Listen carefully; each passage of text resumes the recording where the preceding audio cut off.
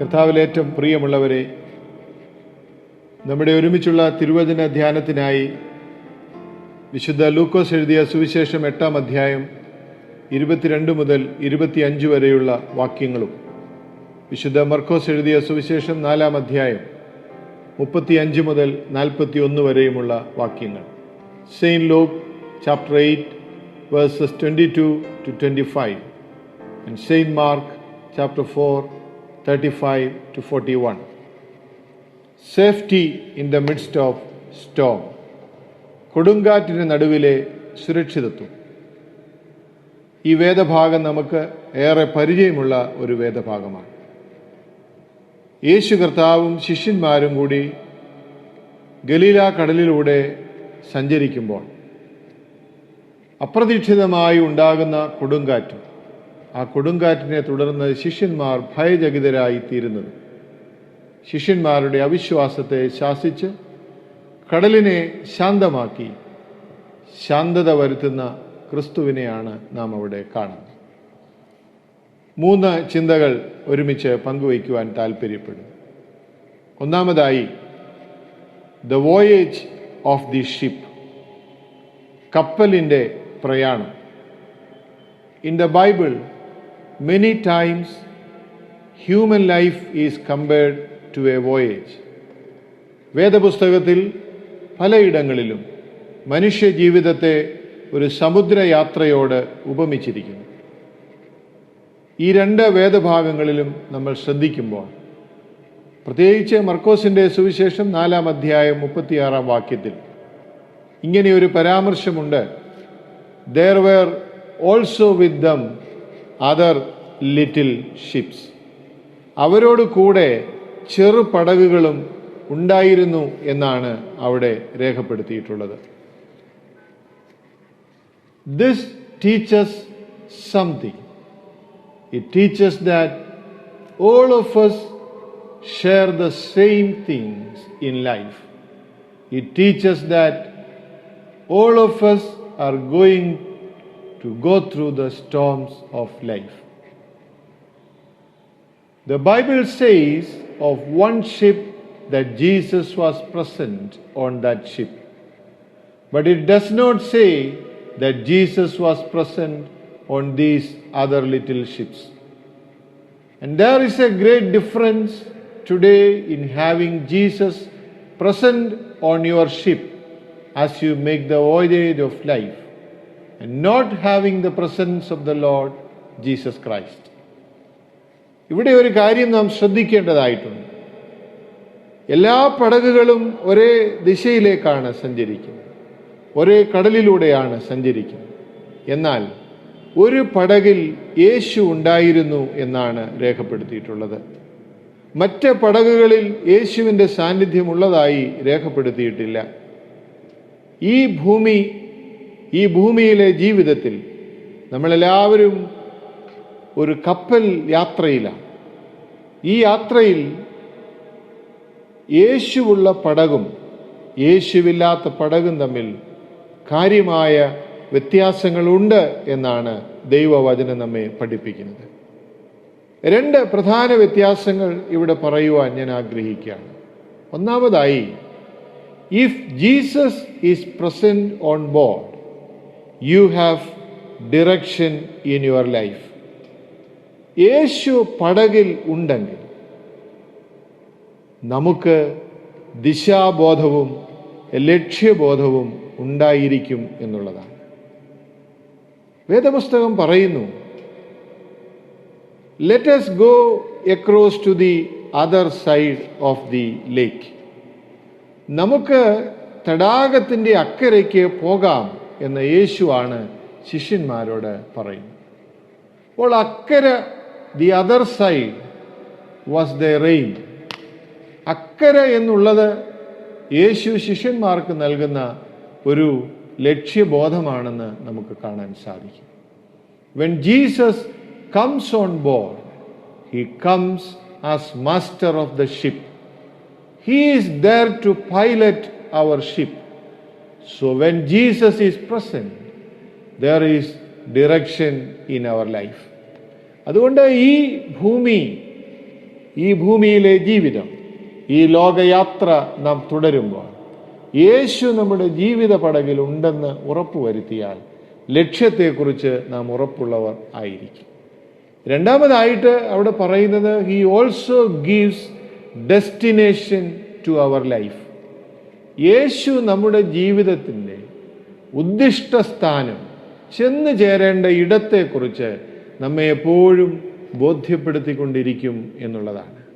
No matter how many storms come, no matter how greatly the wind blows or the thunder may roll, Jesus is going to get us there. അതുകൊണ്ട് ഈ യാത്രയിൽ കൊടുങ്കാറ്റ് ഉണ്ടായിരിക്കുകയില്ല എന്നല്ല, പ്രതികൂലങ്ങൾ ഉണ്ടാവുകയില്ല എന്നുമല്ല. എന്നാൽ അതിൻ്റെ നടുവിലൂടെ അവൻ നമ്മെ മറുകര എത്തിക്കുവാൻ മതിയായവനാണെന്നാണ് ഈ വേദഭാഗം നമ്മെ ഓർപ്പിക്കുന്നത്. When the storm comes, our ship of life may be tossed and you may stumble and you may fall, but it is impossible for you and me to ever fall outside of Jesus Christ, because He will take you all the way through. അതുകൊണ്ട് ഞാനും നിങ്ങളും ഈ ലോകയാത്രയിൽ വീഴുകയില്ലെന്നല്ല, നമ്മുടെ കപ്പൽ ഉലയുകയില്ലെന്നുമല്ല. എന്നാൽ എത്ര ഉലഞ്ഞാലും എത്ര കടൽ ക്ഷോഭിച്ചാലും അതിൻ്റെ നടുവിലൂടെ നമ്മെ ഉദ്ദിഷ്ട സ്ഥാനത്ത് എത്തിക്കുവാൻ കഴിവുള്ളവനാണ് നമ്മുടെ കർത്താവ് എന്നാണ് ഈ ഭാഗം നമ്മെ പഠിപ്പിക്കുന്നത്. So life is a voyage, which is why we don't need just a teacher, but we need a saviour. ജീവിതം ഒരു കപ്പൽ യാത്രയാണ്. ഇവിടെ നമുക്ക് ഒരു ഗുരുവിനേക്കാൾ, ഒരു അധ്യാപകനേക്കാൾ ഉപരിയായി നമുക്കൊരു രക്ഷിതാവിനെയാണ് വേണ്ടത്. കാരണം ഈ യാത്ര വളരെ ദുർഘടം നിറഞ്ഞതാണ്. അതുകൊണ്ട് നമുക്ക് ഒരു രക്ഷകൻ കൂടെയുണ്ടെന്നുള്ള ഉറപ്പിൽ ഈ ഭൂമിയിൽ സഞ്ചരിപ്പാൻ സാധിച്ചാൽ നിശ്ചയമായും കുറെ കൂടെ ധൈര്യമുള്ളവരായി, ബലമുള്ളവരായി നമുക്ക് മുൻപോട്ട് പോകുവാൻ സാധിക്കും. രണ്ടാമതായി, the violence of the storm, കൊടുങ്കാറ്റിൻ്റെ ഭീകരത, കൊടുങ്കാറ്റിൻ്റെ ക്രൂരത. Secondly, in verse 23 it says, a windstorm swept down on the lake and the boat was filling with water. മർക്കോസ് പറയുന്നത്, there arose a great storm of wind എന്നാണ്. I want you to notice two things about this storm. Number one, it came suddenly. The Sea of Galilee is surrounded by mountains. Those mountains form a wind tunnel, and the wind comes from the north very swiftly and violently upon the Sea of Galilee. And it comes ever so suddenly. ഒന്നാമതായി നാം മനസ്സിലാക്കേണ്ടത്, ഈ കാറ്റ് വളരെ ആകസ്മികമായി പൊടുന്നനവെ ഉണ്ടായി എന്നുള്ളതാണ്. ഗലീല കടൽ പർവ്വതങ്ങളാൽ ചുറ്റപ്പെട്ട കടലാണ്. ആ പർവ്വതങ്ങളുടെ ഇടയിലൂടെ ഒരു കുഴലിലൂടെ എന്നവണ്ണം അപ്രതീക്ഷിതമായി കാറ്റുകൾ പാഞ്ഞു വരും. അത് ഗലീല കടലിനെയും കടലിലെ സഞ്ചാരികളെയും കൂടെ കൂടെ ബുദ്ധിമുട്ടിലാക്കുന്ന ഒരു അനുഭവമാണ്. ഇത് നമ്മുടെ ജീവിതത്തെ സംബന്ധിച്ചും വളരെ ശരിയാണ്. Have you ever noticed what one day can do? Have you ever noticed what one trip to the doctor's office can do? Life can be calm. Life can be serene. Life can be peaceful. And then suddenly bad news comes. Suddenly a storm comes upon your family. The storm came suddenly. പൊടുന്നനവെയാണ് ഈ കാറ്റ് അടിക്കുന്നത്. മനുഷ്യ ജീവിതവും ഇതുപോലെയാണ്. പ്രശാന്തമായി, സുന്ദരമായി, അല്ലലുകളില്ലാതെ സമാധാനപൂർവമായി നീങ്ങിക്കൊണ്ടിരിക്കുന്ന ജീവിതത്തിലേക്കാണ് പൊടുന്നനവേ ദുരിതങ്ങളുടെ മഴപ്പെയ്ത്ത് ഉണ്ടാകുന്നത്, സങ്കടങ്ങളുടെ കടൽ ആർത്തിരമ്പി വരുന്നത്. പലപ്പോഴും അപ്രതീക്ഷിതമായല്ലേ നമ്മുടെ ജീവിതത്തിലൊക്കെ സങ്കടങ്ങൾ പ്രവേശിക്കുന്നത്. അതുകൊണ്ട് ഈ കൊടുങ്കാറ്റ്, ഈ കടലിലൂടെയുള്ള യാത്ര നമ്മെ ഓർമ്മിപ്പിക്കുന്നത്, it can come at any time. The storm came suddenly. രണ്ടാമതായി പറയുന്നത്, the storm also came severely. കഠിനമായ ഒരു കാറ്റാണ് അടിക്കുന്നത്. ഒരു മയവുമില്ലാതെ കപ്പലിനെ ഉലയ്ക്കുന്ന, യാത്രക്കാരെ പേടിപ്പെടുത്തുന്ന, ഭീതിയിലാഴ്ത്തുന്ന കഠിനമായ കൊടുങ്കാറ്റ്. The Bible uses a word here for storm which means a squall. വളരെ അപകടം നിറഞ്ഞതായിട്ടുള്ള ഒരു കാറ്റ് അടിച്ചു എന്നാണ് അവിടെ രേഖപ്പെടുത്തിയിട്ടുള്ളത്. വളരെ വളരെ പ്രതികൂല അനുഭവങ്ങൾ യാത്രക്കാർക്കുണ്ടാക്കുന്ന ഒരു കാറ്റാണ് അവിടെ അടിച്ചത് എന്നാണ്. വലിയ സീൽക്കാര ശബ്ദത്തോടെ ആഞ്ഞടിക്കുന്ന ഒരു കാറ്റിനെയാണ് ഇവിടെ പരാമർശിച്ചിരിക്കുന്നത്. It wasn't just a little breeze. It was a great, fierce thunderstorm. The lightning was flashing, the thunder was crashing, and the waves were tossing high. The disciples feared for their very lives in the midst of that storm.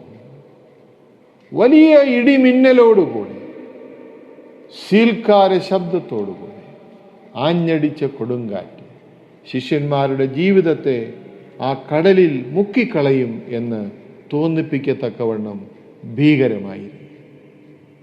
And there are some of you this morning that may be going through a storm. There are all kinds of storms that we go through. It is a part of being a member of the human race.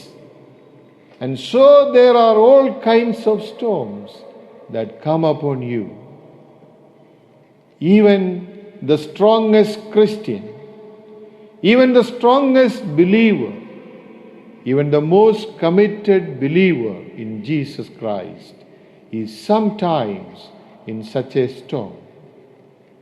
That their faith is shaken, that fear grips their heart, and that we don't know what to do. പലപ്പോഴും ഇതുപോലെയുള്ള കൊടുങ്കാറ്റുകളാണ് നമ്മുടെ വിശ്വാസ ജീവിതത്തിൽ വന്ന് അടിക്കുന്നത്. ജീവിതം തന്നെ തകർന്നു പോയോ, ജീവിതം അവസാനിക്കുകയാണോ എന്ന് തോന്നിപ്പിക്കുന്ന ഭീകരമായ കൊടുങ്കാറ്റുകൾ വിശ്വാസത്തിൽ എത്ര ഉയർന്നവർക്കും വിശ്വാസത്തിൽ വലിയ ആഴമില്ലാത്തവർക്കും ഒരുപോലെ നേരിടുന്ന അനുഭവമാണിത്. വിശ്വാസവീരരായ അനേകർ ഇത്തരം അനുഭവങ്ങളിലൂടെ കടന്നുപോയതായി ക്രിസ്തീയ സഭയുടെ ചരിത്രം നമ്മെ ഓർമ്മിപ്പിക്കും. പ്രിയപ്പെട്ടവരെ, പലപ്പോഴും നമ്മുടെ ജീവിതത്തിൽ വളരെ വളരെ വയലൻ്റ് ആയിട്ടുള്ള കൊടുങ്കാറ്റ് ആഞ്ഞ് അടിക്കുന്ന സന്ദർഭങ്ങളുണ്ട് എന്നുള്ളത് നാം ഓർക്കണം. The violence of the storm. കൊടുങ്കാറ്റിൻ്റെ ക്രൂരത വളരെ ഭീകരമായി ഈ ശിഷ്യരുടെ മേൽ ഇവിടെ അടിക്കുകയാണ്. യേശുക്രിസ്തുവിനെ അറിയുന്ന നമുക്ക് പലപ്പോഴും ഇത്തരം കൊടുങ്കാറ്റുകൾ അഭിമുഖീകരിക്കേണ്ടി വരുമ്പോൾ ചഞ്ചലം തോന്നാറുണ്ട്, സംശയം തോന്നാറുണ്ട്. The violence of the storm. മൂന്നാമതും അവസാനവുമായി പറയുവാൻ, the victory of the Savior. രക്ഷകന്റെ വിജയം. The voyage of the ship, the violence of the storm, the victory of the Savior. കൊടുങ്കാറ്റിൻ്റെ ഭീകരതയെക്കുറിച്ച് പറഞ്ഞ് അവസാനിക്കുന്നതല്ല വേദപുസ്തകം. ഭീകരമായ കൊടുങ്കാറ്റിൻ്റെ നടുവിൽ തൻ്റെ മക്കളെ സംരക്ഷിക്കുന്ന രക്ഷകനെക്കുറിച്ച് ഘോഷിക്കുന്ന പുസ്തകമാണ് വിശുദ്ധ വേദപുസ്തകം. മൂന്നാമതായി ഓർപ്പിക്കുവാനുള്ളത്, the disciples are in the storm. Jesus is in the hinder part of the ship and he is sleeping. In verse 24, the disciples have come to Jesus and said, Master, Master, we are perishing. Master, Master, we are perishing. നാഥ, നാഥ, ഞങ്ങൾ നശിച്ചു പോകുന്നു എന്ന് പറഞ്ഞ് യേശുവിനെ ഉണർത്തി. If you are honest, you have asked the Lord the same question many times. You have been in the grips of a storm. You have been in the grip of heartache, and you have been so engulfed by a storm that you said, Jesus, don't you care about me? Lord, I gave my life to you. Lord, I am trying to serve you. God, I believe in you. You are my Lord. You are my God. Don't you care that we perish? ആത്മാർത്ഥമായി ഉള്ളിലേക്ക് നോക്കിയാൽ ഞാനും നിങ്ങളും എത്രയോ പ്രാവശ്യം ഈ സംശയം ദൈവമുൻപാകെ ഉന്നയിച്ചിട്ടുണ്ട്. നാഥ, നാഥ, ഞങ്ങൾ നശിച്ചു പോകുന്നു.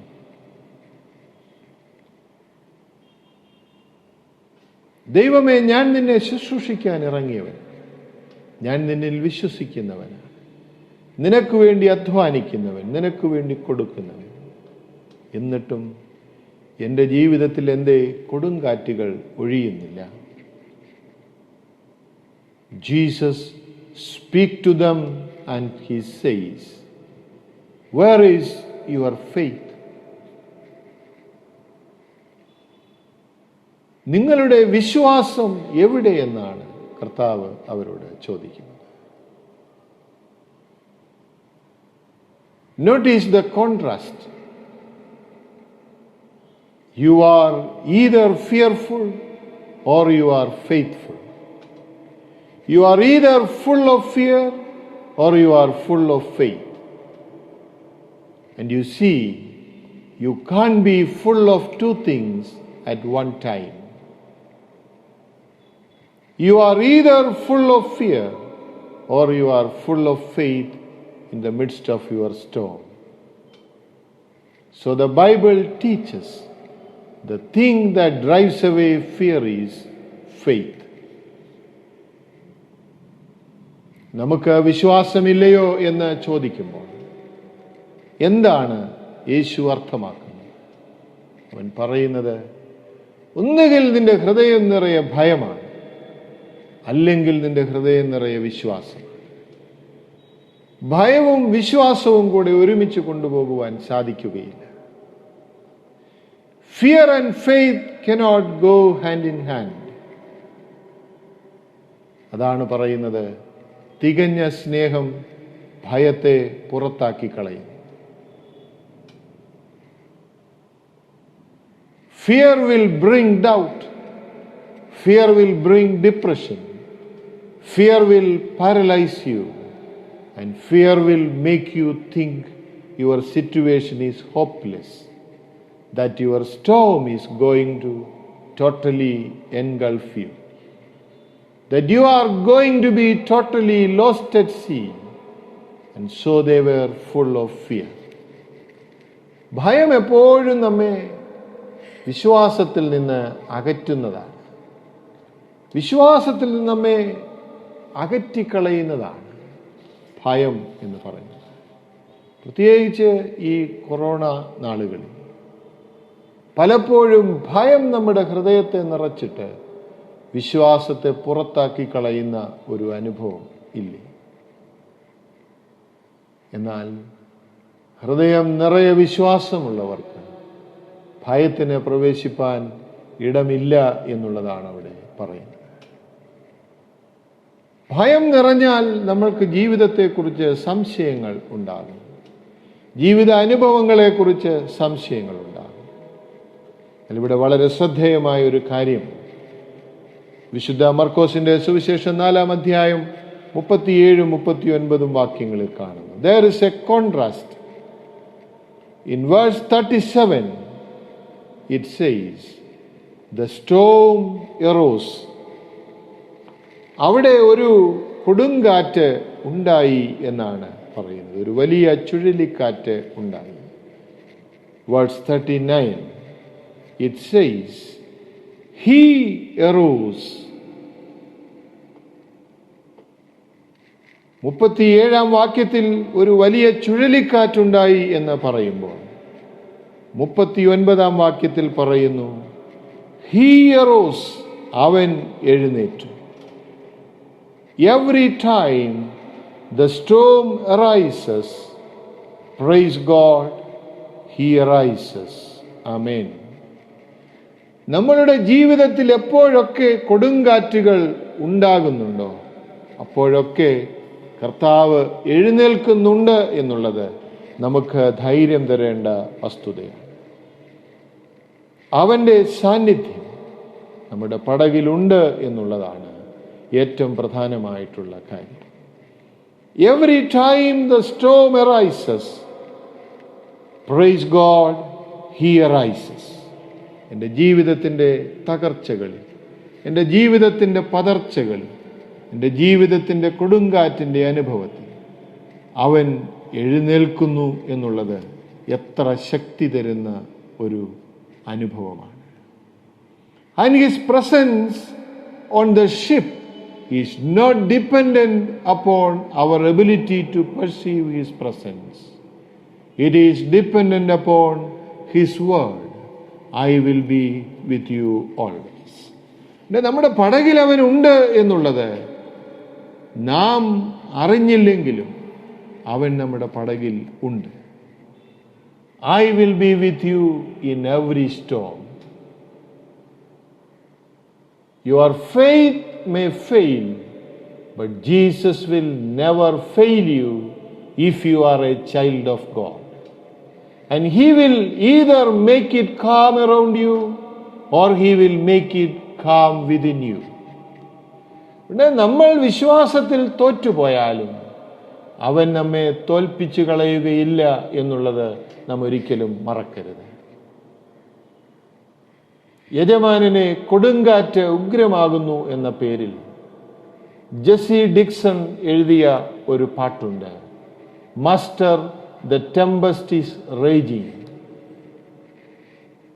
Master, the tempest is raging. Oh, the billows are tossing high. The sky is overshadowed with blackness. Oh, no shelter or help is nigh. Carest thou not that we perish? How can we lie? How can you lie asleep? യജമാനനെ കൊടുങ്കാറ്റ് ഉഗ്രമാകുന്നു, ആകാശം വല്ലാതെ കറുത്തുരുണ്ടിരിക്കും, ഞങ്ങൾക്കൊരഭയം അടുത്തെങ്കും കാണുന്നില്ല, നീ എന്തേ ഉറങ്ങുന്നു എന്ന് ചോദിച്ചു തുടങ്ങുന്ന ഒരു പാട്ടാണ്. അത് തന്നെയാണ് ശിഷ്യന്മാരും ചോദിക്കുന്നത്. Master, master, we are perishing. How can you lie asleep when each moment the waves are threatening a grave in the angry deep? നാം അവിടെ വായിക്കുന്നു, and he woke up and rebuked the wind, and the raging waves they ceased, and there was a great calm. അവൻ എഴുന്നേറ്റ് കടലിനെ ശാസിച്ചു, കാറ്റിനോട് അടങ്ങുക എന്ന് പറഞ്ഞു. Peace, be still. അനങ്ങാതിരിക്കുക, അടങ്ങുക. മുകളിൽ പറഞ്ഞ പാട്ടിൻ്റെ അവസാന വരികൾ ഇങ്ങനെയാണ്: Get up, Jesus, because the winds and the waves shall obey your will. All you got to say is, peace be still, peace be still, peace be still, peace be still. നമ്മുടെ ജീവിതമാകുന്ന പടകിൽ വൻ തിരമാലകൾ ആഞ്ഞടിക്കുന്ന അനുഭവങ്ങളുടെ നടുവിൽ നമുക്ക് കർത്താവിനോട് പറയാം: കർത്താവേ, എഴുന്നേൽക്കണം. എൻ്റെ ജീവിതത്തിൽ കൊടുങ്കാറ്റ് ഉയരുമ്പോൾ നീ എഴുന്നേൽക്കണം. Get up, Jesus, because the winds and the waves shall obey your will. യേശുവേ, എഴുന്നേൽക്കണം. എന്തുകൊണ്ടെന്നാൽ തിരമാലകളും കൊടുങ്കാറ്റും നിന്റെ വാക്കിനെ അനുസരിക്കും. All you got to say is, peace be still. നീ ഒരു വാക്ക് പറഞ്ഞാൽ മതി, അനങ്ങാതിരിക്കുക, അടങ്ങുക. ദൈവമേ, ഞങ്ങളുടെ ജീവിതങ്ങൾ വല്ലാതെ ആടി ഉലയുന്ന ഈ നാളുകളിൽ നീ ഒന്ന് എഴുന്നേൽക്കണമേ. നീ ഒരു വാക്ക് കൽപ്പിക്കണമേ. അനങ്ങാതെ ഇരിക്കുക, അടങ്ങുക. Peace and be still. ഈ ശബ്ദം ഞങ്ങളെ കേൾപ്പിക്കണം. അസ്വസ്ഥമാകുന്ന ഞങ്ങളുടെ മനസ്സുകൾ സ്വസ്ഥത തരുവാൻ മനസ്സാകണമേ. വല്ലാതെ ഉലയുന്ന ഞങ്ങളുടെ ജീവിതങ്ങളെ ഉറപ്പിച്ചു നിർത്തുവാൻ തിരുമനസ്സാകണമേ. ആമേൻ.